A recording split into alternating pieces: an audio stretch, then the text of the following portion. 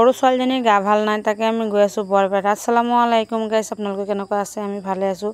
লৰালৰিকে বনাই সিজাই খাই আহিব পৰা নাই, টিফিনত লৈ আহিছোঁ। ৰাস্তাত মানুহজনে ম'ম' কিনিলে, চিপছ কিনিলে, সেইবোৰ খালোঁ। খাই টিফিন চিফিন খাই ৰাতিপুৱা হৈছে, উঠি চাইছোঁ নলবাৰী পালোহি।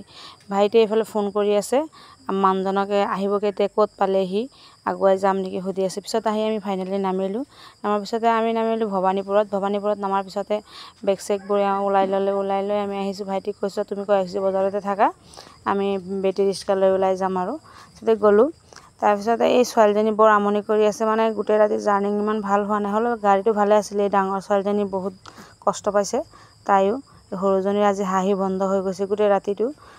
গাড়ীত ভাল লগা নাই, আহি ঘৰতে ইহঁতে চবেই ৰেষ্ট লৈছে, ভৰি হাত ধুইছে, চাহ পানী খাই ৰেষ্ট লৈছে। তাৰপিছতে মই মায়ে কি কৰিছে চাবলৈকে গৈ আছোঁ।